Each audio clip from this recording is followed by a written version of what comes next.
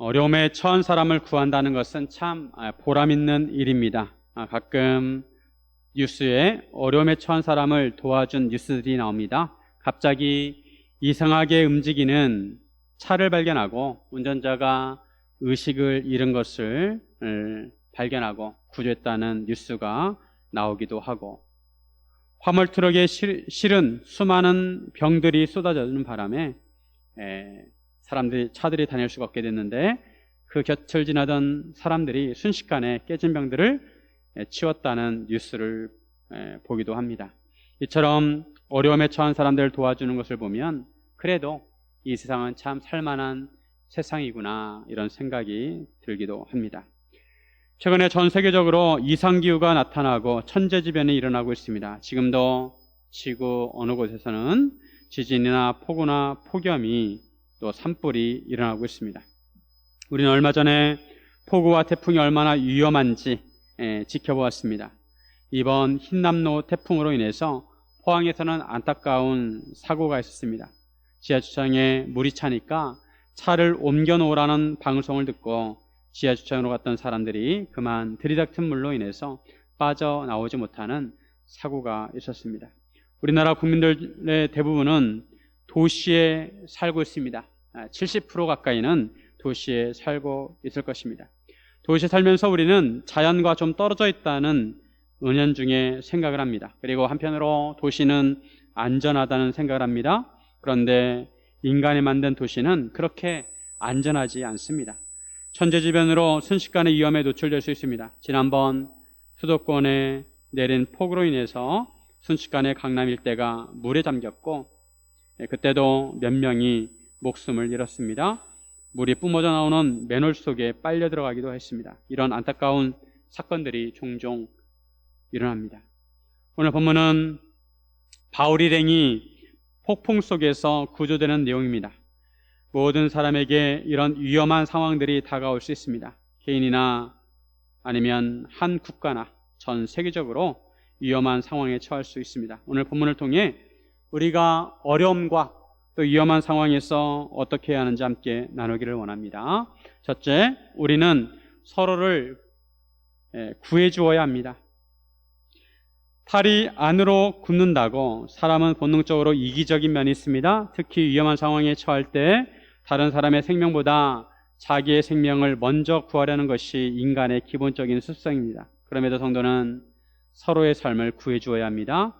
다른 사람을 돌아볼 줄 알고 다른 사람을 구해 줄 줄 알아야 합니다. 이 이기적인 삶이 아니라 이타적인 삶을 살아야 합니다. 바울의 일행은 알렉산드리아 배를 타고 이달리아로 가다가 도중에 폭풍을 만나서 표류하게 되었습니다. 그렇게 자그마치 14일이 지났습니다. 폭풍우 속에서 한두 시간만 있어도 공포에 휩싸일 텐데 14일 동안 폭풍에 휘말려 표류하게 되었습니다. 그러다가 14일 되는 날 밤에 아드리아 바다에서 이리저리 쫓겨가다가 자정쯤 되어 사공들이 어딘지 모르지만 육지에 가까워짐을 짐작했습니다. 흑암 속에 아무것도 보이지 않았지만 저 멀리서 파도가 부딪히는 소리를 듣고 육지가 가까웠다는 것을 느낄 수 있었습니다. 그래도 육지에서 가깝다는 것은 일말의 희망이 있었습니다. 물을 재어보니 20길이었습니다. 그리고 조금 가다가 다시 물길을 재어보니 15길이었습니다. 15길은 약 27m 정도 되는데 점점 물 깊이가 얕아지고 있었습니다. 분명한 것은 육지가 가까워지고 있다는 것입니다. 그래서 이들은 암초에 걸릴까 하여 고물 배 뒤에 있는 닷 넷을 내렸습니다. 닷은 배의 브레이크 역할을 하는데 보통 5개에서 15개 정도 가지고 다녔다고 합니다. 그렇게 배의 브레이크를 걸어놓고 날이 새기를 기다렸습니다. 그런데 사공들이 도망가고자 하여 이물 배 앞에서 닷을 내리는 척 하면서 거룻배를 바다에 내려놓았습니다. 이렇게 있다가는 언제 죽을지 모르니까 사공들은 자기들만 살겠다고 살 길을 찾은 것입니다. 이것을 바울이 알아채고 백부장과 군인들에게 이 사람들이 배에 있지 아니하면 너희가 구원을 얻지 못할 것이라고 했습니다. 자고로 사공들이 있어야 배를 움직일 수 있습니다. 만약 사공들이 도망을 가고 나면 배를 움직일 수 없다는 것입니다. 바울의 말을 듣고 군인들은 거랫줄을 끊어 떼어버렸습니다. 위험한 상황에 처하면 사람들의 본색이 드러납니다. 어떤 사람은 위기에 처한 배를 구하기 위해서 고군분투하는데, 어떤 사람은 이기적인 생각으로 자기만 살겠다고 하는 사람이 있습니다. 도망을 치려던 사공들은 자기들만 살겠다는 이기적인 생각으로 몰래 도망을 가고자 했습니다. 그런데 바울이 이것을 알고 사공들이 도망을 가지 못하게 한 것입니다. 사공들이 도망을 간다면 배에 탄 사람들은 배를 움직일 수 없기에 더 큰 위험에 처하게 되는 것입니다. 영화 중에 타이타닉이라는 영화가 있습니다. 실화를 바탕으로 만든 영화입니다. 1912년 4월 14일 영국에서 미국으로 가던 타이타닉호가 빙하에 부딪혀 북대서양에서 침몰한 사건입니다. 이 배에 약 2천여 명이 타고 있었는데 그 중에 3분의 1인 700여 명만 살아남고 나머지는 사망하게 되었습니다. 영화 타이타닉을 보면 현실 세계를 그대로 반영하고 있습니다. 1등석에 탄 사람들은 배 안에서 매일 파티를 즐기고 밖을 내다볼 수 있는 객실을 사용합니다. 그에 비해 3등석에 탄 사람들은 겨우 몸만 배에 싣고 갑니다. 그런 배가 빙하에 부딪혀 침몰의 위기에 맞이할 할 때 사람들은 각자 다양한 반응을 보입니다. 남을 살리려는 사람이 있는가 하면 어떤 사람은 자기만 살겠다고 뛰어다니는 사람들이 있었습니다. 저는 그 영화의 장면 중에 가장 인상적인 장면이 사람들을 위로하기 위해서 연주가들이 찬송가를 연주하는 장면이었습니다.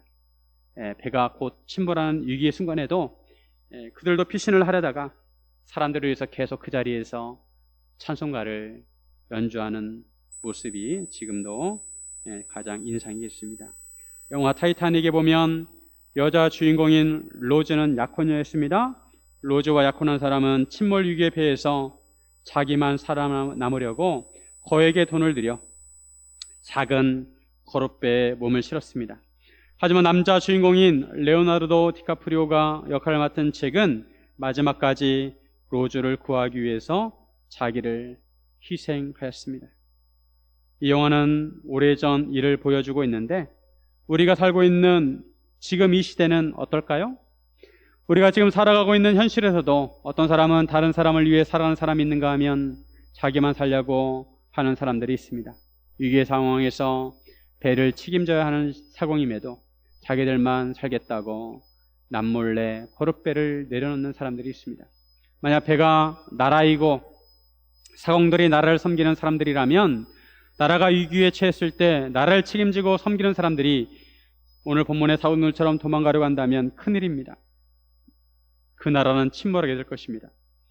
하지만 위기의 상황에서 자기의 주어진 위치에서 사공들이 열심히 일을 한다면 그 배는 희망이 있습니다. 이런 의미에서 성도들은 남을 돌아볼 줄 알고 다른 사람을 위해서 헌신할 줄 알아야 합니다. 왜냐하면 예수님께서 그런 삶을 사셨기 때문입니다. 예수님은 아무 죄도 없으시지만 우리를 위해서 십자가를 지셨습니다. 우리가 받을 하나님의 형벌을 대신 받으셨습니다. 예수님께서 그렇게 하셨기에 우리가 구원을 받을 수 있었고 영생을 얻을 수 있게 되었습니다. 만약 예수님이 그렇게 하지 않으셨다면 인간은 아무도 구원을 받을 수가 없습니다. 예수님은 십자가를 지심으로 우리에게 영생을 선물하셨습니다. 어제 제가 뉴스에 이런 기사를 보았습니다. 한 청년 사업가를 소개하고 있는데 이 사업가는 소방관들이 입던 폐 방화복을 재활용해서 가방을 만드는 사업을 했습니다. 그 기업의 이름은 119 레오인데 레오는 영어로 REO입니다. Rescue Each Other. 이 앞자를 따서 지었다고 합니다. 즉 그 뜻을 보면 각자 서로를 구조하라는 것입니다.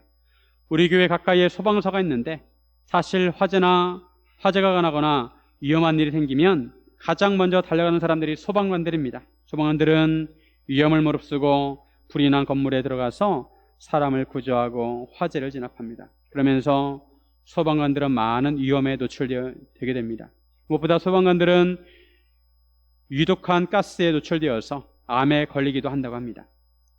기업 일굴 내오는 단지 이윤만 창출하는 그런 기업이 아니라 영업이익의 50%를 암에 걸린 소방관이나 어려움을 당한 소방관들을 위해서 기부를 한다고 합니다. 대방화복으로 만든 가방은 단지 환경을 보호하는 재활용만 하는 것이 아니라 생명을 살리는 소방관들의 숭고한 가치를 함께 나누는 것입니다. 가끔 그렇게 만든 가방에 생명을 구한 흔적이 남기도 한다고 합니다. 불에 그을린 자국들이 남아있다고 합니다. 우리 삶에도 사람들의 영혼을 구한 흔적이 남기를 바랍니다. 우리는 예수님처럼 남의 생명을 소중히 여기고 다른 사람을 돌아볼 줄 아는 삶을 살아야 합니다. 사랑하는 성도 여러분, 서로를 구해주는 삶을 사시기를 주님의 이름으로 축원드립니다. 둘째, 우리는 선한 영향력을 미치는 삶을 살아야 합니다. 우리는 주변 사람들에게 영향을 받게 되어 있습니다. 성도는 주변에 선한 영향력을 미쳐야 합니다. 주변 사람들에게 그들이 들어야 할 꼭 필요한 말들을 전해주고 용기를 주고 또 생명의 말씀을 전해주어야 합니다. 알렉산드리아 배는 닻을 내려 고정된 상태에서 밤을 보냈습니다. 그렇게 날이 밝기를 기다렸습니다. 드디어 새벽이 밝아옵니다. 주변의 어둠이 조금씩 거치게 되었습니다. 날이 밝아오자 바울은 여러 사람에게 음식 먹기를 권했습니다. 너희가 기다리며 먹지 못하고 굶은 지가 오늘까지 14일인데 음식을 먹으라는 것입니다. 음식을 먹어두는 것이 구원을 위한 것이라는 것입니다. 34절에 보면 음식 먹기를 권하노니 이것이 너희의 구원을 위하는 것이요 너희 중 머리카락 하나도 잃을 자가 없으리라 하고, 배가 표류하는 동안에 사람들은 음식을 제대로 먹지 못했습니다. 음식을 먹을 경황이 없었을 것입니다.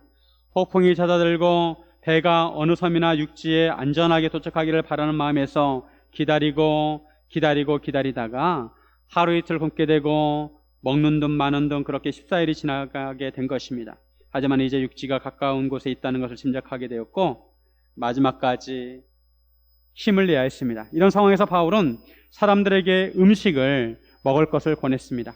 음식이 넘어가지 않더라도 억지로라도 먹어두라는 것입니다. 그래야 힘을 쓸 수 있다는 것입니다. 그러면서 바울은 배에 탄 사람들에게 너희 중 머리카락 하나도 잃을 자가 없으리라고 위로했습니다. 너희 중에 한 사람도 죽지 않고 다 구원받을 것이다, 구조될 것이다, 이렇게 사람들을 위로했습니다. 바울은 떡을 가져다가 모든 사람 앞에서 하나님께 축사하고 떡을 떼어 먹기 시작했습니다. 그러자 다른 사람들도 바울을 보고 다 안심하고 떡을 받아 먹었습니다. 바울이 떡을 가지고 하나님께 축사하고 떡을 떼는 모습은 마치 오병이의 표적에서 예수님께서 떡을 가지고 축사하시고 5,000명의 사람들에게 떡과 물고기를 나눠주는 모습을 연상하게 합니다. 예수님은 예수님을 따라오는 무리가 지쳐있는 모습을 보셨습니다. 예수님은 제자들에게 사람들을 무리지어 앉게 하라고 하시고 보리떡 5개와 물고기 2마리로 하나님께 축사하고 나누어 주었습니다. 물리적으로 어린아이의 도시락에 해당되는 보리떡 5개, 물고기 2마리이지만 그것을 나누어 주셔서 성인 남자만 5,000명이 먹고 12광주리가 남았습니다. 예수님은 오병이의 표적을 통해서 지쳐있는 사람들에게 먹을 것을 제공하셨고 예수님께서 사람들에게 생명을 주는 하늘에서 내려오신 떡이라는 것을 나타내신 것입니다. 예수님은 단지 굶주린 사람들의 배만 채워주신 것이 아니라 그들의 영혼에 구원의 소망을 주신 것입니다. 오순절 성령 강림으로 새롭게 세워진 초대교회에서도 사람들은 날마다 성전에 모여서 사도들이 전하는 하나님의 말씀을 듣고 또한 각각 집에 모여서 떡을 떼며 서로 교제했습니다. 초대교회 성도들은 오병이의 표적을 행할 수 있는 능력이 없었습니다. 하지만 그들은 자기들이 가지고 있는 물건들을 서로 통용하고 필요한 사람들을 도와주었습니다. 재산과 소유를 팔아 각 사람의 필요를 따라 나눠주었습니다. 사도행전 2장 46절 47절. 날마다 마음을 같이하여 성전에 모이기를 힘쓰고 집에서 떡을 떼며 기쁨과 순전한 마음으로 음식을 먹고 하나님을 찬미하며 또 온 백성에게 칭송을 받으니 주께서 구원받은 사람을 날마다 더하게 하시니라. 바로 이런 모습이 예수님께서 바라시는 모습이 아니었을까 생각합니다. 예수님은 오병이어의 표적 때 사람들이 무리지어 앉아서 함께 음식을 먹는 것을 보시면서 초대교회 때 예수 믿는 성도들이 함께 모여 집에서 함께 떡을 떼며 함께 교제하며 하나님께 예배드리는 모습을 그렸을 것입니다. 예수님은 사도를 통해 세워질 초대교회의 기초를 닦기 위해 십자가를 지셨습니다. 교회는 예수님의 십자가 사역과 부활이 기초가 되었고 예수님의 이름으로 세워졌습니다. 예수님은 승천하셨지만 교회를 통해 이러한 생명사역이 이어지기를 바라셨습니다. 예수님의 생명의 떡을 함께 나누고 하나님을 찬미하고 복음을 듣고 구원받는 사람들이 날마다 늘어나는 것을 원하셨습니다. 이런 초대교회의 모습은 주변 사람들에게 좋은 영향력을 미쳤습니다. 유대인들은 여호와 하나님을 믿는 사람들이었지만 그들은 생활 속에서 서로를 배려하고 사랑하는 모습이 보이지 않았습니다. 바리새인과 사두개인들은 사람들을 비판하고 정죄하기 바빴습니다. 이기적인 마음으로 자기 신을 높이고 다른 사람을 비하했습니다. 하지만 예수님은 사람들로부터 소외된 사람들을 찾아다니면서 그들을 돌보셨고 사랑을 베풀어 주셨습니다. 예수님의 제자들은 이런 예수님을 본받아 초대교회에서 이상적인 교회를 세우게 되었습니다. 자신의 소유와 재산을 팔아 어려운 사람들을 도와주고 돌봐주었습니다. 집에서 335 모여서 함께 떡을 떼고 함께 하나님을 찬양하고 예배하며 성령 충만한 모습을 보였습니다. 이기적인 인간의 뜻대로 사는 것이 아니라 구원자 예수님을 본받아 하나님을 사랑하고 섬기는 삶을 살았습니다. 이런 모습을 본 세상 사람들이 성도들을 칭찬합니다. 같은 삶을 살아도 저 사람들은 저렇게 아름답게 사는구나. 저 사람들은 다른 사람들을 섬기면서 참 보람있게 사는구나. 칭찬을 했습니다. 성도들은 이기적이고 자기중심적인 세상에서 예수님처럼 남을 섬기고 사랑하는 모범을 보였습니다. 세상 사람들의 가치관이 아니라 우리는 하나님의 가치관을 가지고 사는 모습을 세상에 보여야 합니다. 성도들은 세상 사람들과 구별된 모습을 보여야 합니다. 표류하는 배에서 사도 바울은 다른 사람들과 다른 모습을 보였습니다. 자기 살 길만 찾는 사공들에 비해서 바울은 사람들에게 먹을 것을 권하고 당신은 죽지 않고 구조될 것이라고 용기를 주고 살 길을 도모했습니다. 알렉산드리아 배에 탄 사람들의 수는 276명이었습니다. 그들은 배부르게 먹고 밀을 바다에 버려 배를 가볍게 했습니다. 배의 무게중심 역할을 하도록 배 윗바닥에 쌓아놓은 밀을 다 바다에 버려서 배의 무게를 가볍게 했습니다. 그래야 배가 암초에 걸리지 않기 때문입니다. 사도 바울은 배에 탄 사람들이 함께 구조될 수 있도록 소망을 주었습니다. 오늘날 성도들도 폭풍을 만난 나라와 세계에 이런 소망을 주어야 합니다. 희망을 잃은 사람들에게 생명의 말씀을 전함으로 소망을 가지고 살게 해야 합니다. 요즘 사람들이 살기가 어렵다고 합니다. 코로나 팬데믹이 3년째 이어지면서 그로 인해 여러 가지 어려움을 겪고 있습니다. 더군다나 우크라이나 전쟁이 일어나서 세계 경제는 더 어려워졌습니다. 이로 인해 인플레이션 현상이 일어나서 물가는 점점 올라가고 생활이 팍팍해지고 있습니다. 빈익빈 부익부 현상이 일어나서 부의 쏠림 현상이 일어나고 있습니다. 이로 인해 생활이 어려운 사람들은 더 어려워지고 있습니다. 자영업자들 중에서 문을 닫는 사람들이 많이 있다고 합니다. 이런 때일수록 성도들은 주변 사람들에게 소망을 줘야 합니다. 성도들의 삶도 쉬운 것은 아니지만 그래도 우리가 할 수 있는 선에서 남을 섬기고 주변을 돌아보는 삶을 살아야 합니다. 오병이의 표적이 어린아이의 작은 도시락에서 시작되었듯이 우리의 작은 섬김을 통해서 하나님의 역사가 나타날 것입니다. 올해 102세인 김영석 교수님이 하신 말씀을 들은 적이 있습니다. 일제강점기 때 우리나라 기독교 비율은 얼마 되지 않았다고 합니다. 1, 2% 정도 되지 않았지만 그럼에도 그 당시에 기독교인들은 주변 사람들에게 많은 영향력을 미쳤다고 합니다. 독립선언문을 33인이 낭독하게 되었는데 그 중에 16명 정도가 기독교인이었습니다. 그 당시 기독교인들은 나라를 빼앗긴 국민들에게 소망을 주었습니다. 여러 독립운동 중에서 기독교인들이 중심이 되어서 일으킨 독립운동이 많이 있습니다. 그들은 예수님의 십자가 복음을 품고 그런 영향력을 끼쳤던 것입니다. 오늘날도 이런 선한 영향력이 절실하게 필요한 때입니다. 우리가 주어진 자리에서 예수님처럼 생각하고 예수님처럼 행동하고 예수님처럼 살아간다면, 삶의 작은 부분이라도 주변 사람들을 섬기고 나눈 삶을 살아간다면 주변 사람들에게 이런 선한 영향력을 미칠 줄로 믿습니다. 저는 여러분, 이런 선한 영향력을 미치는 삶을 사시기를 주님의 이름으로 축원드립니다. 셋째, 구원의 약속이 반드시 이루어짐을 믿어야 합니다. 성도들에게 소망은 하나님의 약속입니다. 하나님께 주신 약속은 반드시 이루어집니다. 성도들은 이런 믿음을 가지고 살아야 합니다. 날이 밝자 어느 땅인지는 모르지만 경사진 해안으로 된 항만이 눈에 들어왔습니다. 사람들은 배를 그곳에 들여다 댈 수 있는지 의논했습니다. 배를 고정시켰던 닻을 끊어버리고 동시에 키를 풀어 늦추었습니다. 그 당시에 배의 키는 배 양쪽에 큰 돌을 달아서 배의 방향을 결정했습니다. 폭풍이 칠 때는 그 돌을 들어서 배에 고정을 시켰고, 배가 나가고자 할 때는 키를 풀었습니다. 배의 키를 풀고 돛을 달고 바람을 이용해서 해안에 다가가고자 했습니다. 배는 두 물이 합쳐지는 곳을 만나게 되었는데 그곳에서 모래톱에 걸리게 되었습니다. 배 앞머리는 모래톱에 처박혀서 움직일 수가 없게 되었고, 그물은 밀려드는 파도에 끼어져 갔습니다. 배가 파손되게 되었습니다.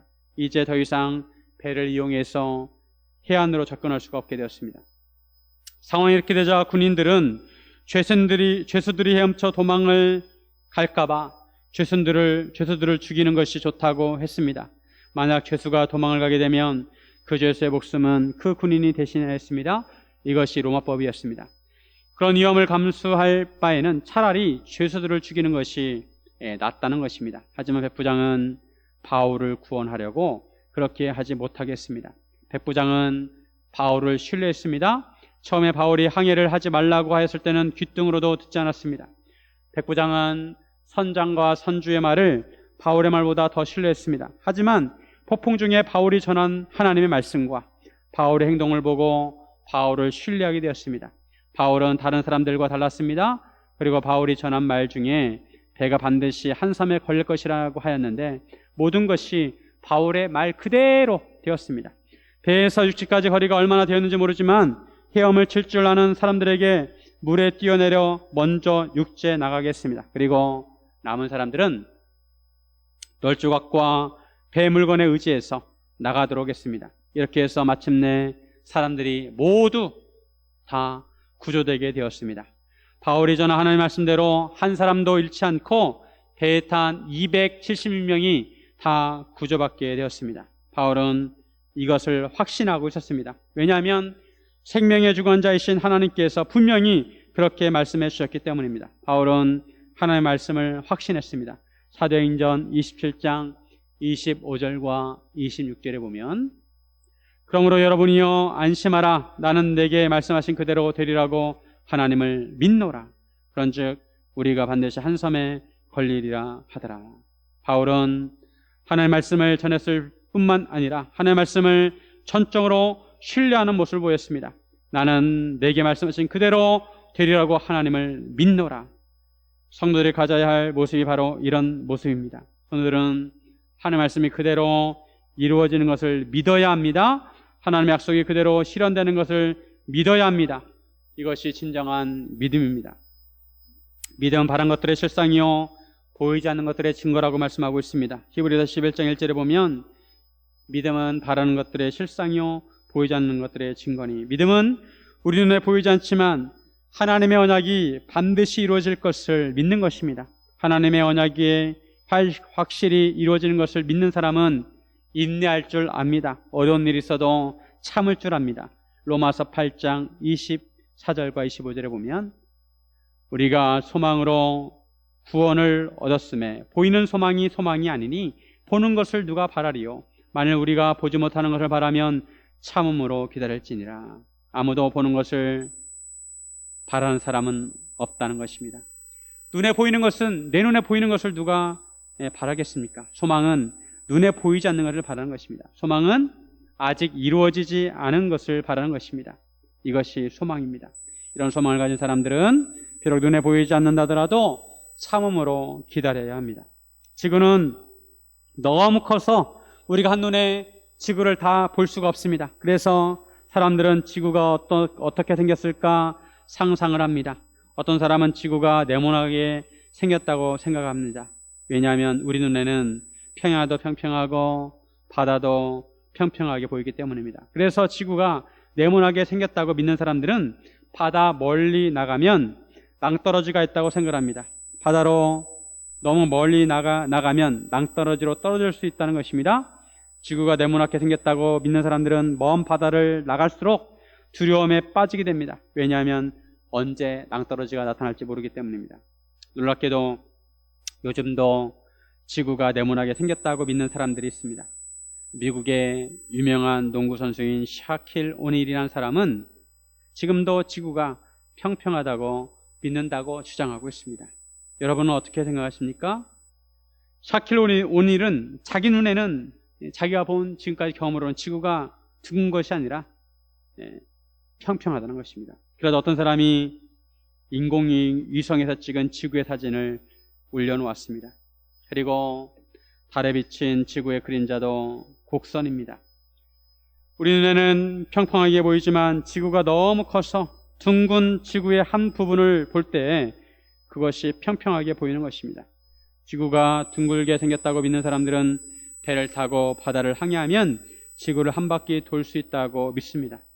그래서 콜럼버스는 원래 가던 인도로 가지 않고 새로운 바닷길을 개척해서 반대로 가다가 신대륙을 발견했습니다. 콜럼버스는 신대륙 아메리카 대륙을 발견하고도 그 땅이 인도인 줄 알았습니다. 사람은 무엇을 믿느냐가 중요합니다.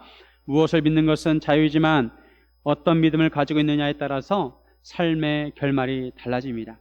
하나님께서 주신 약속을 믿는 사람은 그 약속이 분명히 이루어짐을 믿는 사람이고 실제로 하나님께서 주신 약속의 말씀대로 이루어집니다. 폭풍 속에 있는 바울에게 반드시 구조될 것이라는 말씀을 주셨듯이 바울과 그 배에 함께 탄 사람들은 다 구조가 되었습니다.